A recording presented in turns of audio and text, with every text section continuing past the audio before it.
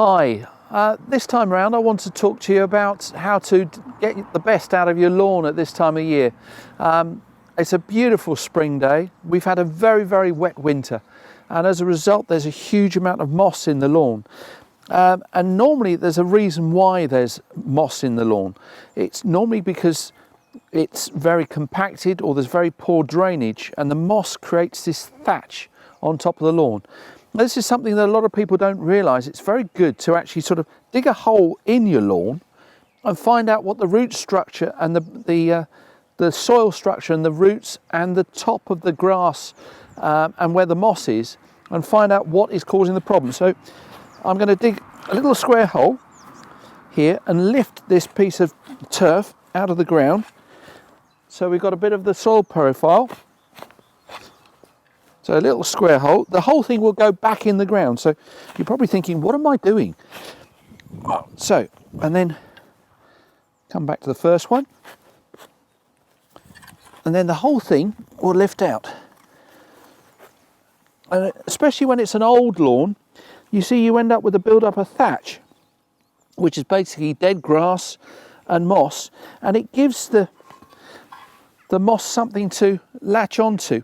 Moss hates disturbance, and so when you've got lovely root structure, you've got good quality soil there. It's slightly sandy, but the roots are right down here. You've got some very fine little roots, so that is not bad. I've seen the thatch far worse, but what happens is the thatch builds up over years.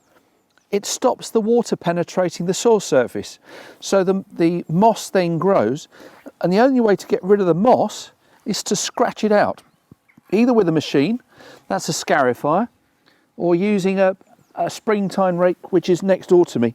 So I'm just going to stamp that back in,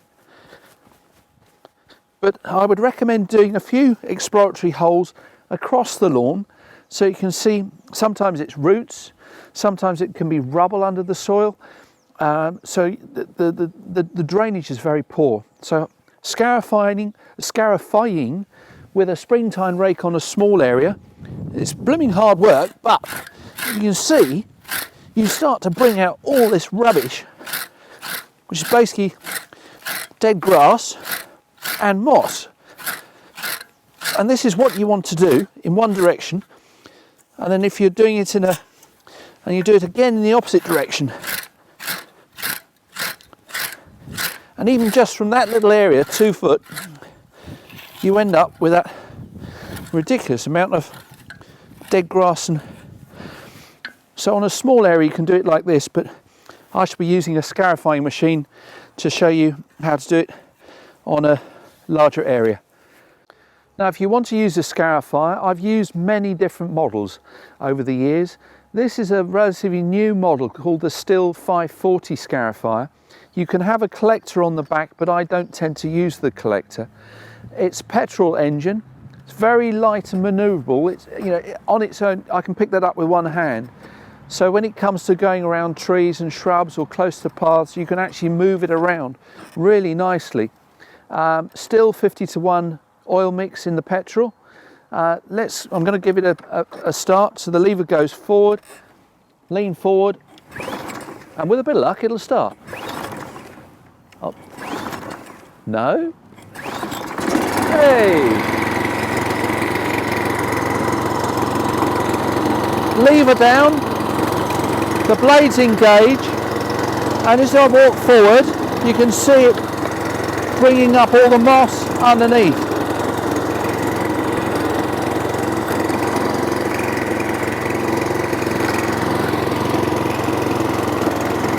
I'm just demonstrating a small area here.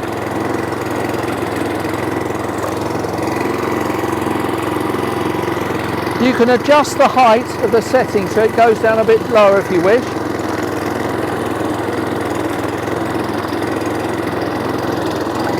But you can see the amount of rubbish that it's actually generating from this lawn. And what you need to do afterwards is to go in a different direction, either diagonally or completely across it. Another thing is to actually overlap where you're going, so you're not over the same different place all the time. Bit of overlap.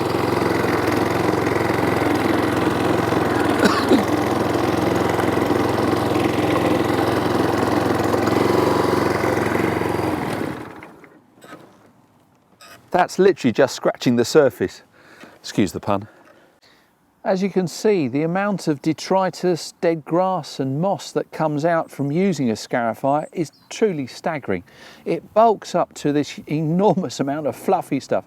You need a good dry day to do this, when the grass isn't too wet, or else it clogs up in the machine. So today is a perfect spring day to do this. Now, once you've got rid of all this rubbish, you can then think about treating the lawn with a moss killer if you wish. But regular scarifying, if you don't want to use any chemicals, will actually just also encourage the grass to grow. The other crucial thing is a lot of people don't realise how much air is important to the roots of grass. So once it's been scarified and you've got a lot of this rubbish out, whether you do it now in the spring or in the autumn, it's very good to use an aerating machine, either with tines on that actually go into the machine, or a hollow tiner which takes out cores. We've been serenaded by a green woodpecker in the background there. The bird song at the moment is just fabulous. It's spring and they're all setting up their territories. Anyway, back to the lawns. Hollow tining takes out the cores, and then that air getting into the roots of the grass is really, really important. It helps reinvigorate the lawn. If you want to, if you go down the route of moss killing, you've got to wait 2 weeks after moss killing if you want to get rid of any extra moss, and you can scarify again. But you've got to leave that moss killer down for 2 weeks. As we go into April, into May, you can think about putting a feed weed and moss killer, which will encourage the grass, kill off any residual moss and any weeds that you might have. A lot of people are actually thinking about going down the route of sowing wildflowers and wildflower seed, or letting the grass grow longer. So don't cut the grass as short as you would do. And at this time of the year, keep the grass a little bit longer so that it actually regenerates quickly. But there we are. I'm going to go across this in a different direction, so there's going to be a lot more of this rubbish to come out of the lawn, but it'll make a massive difference. Happy gardening.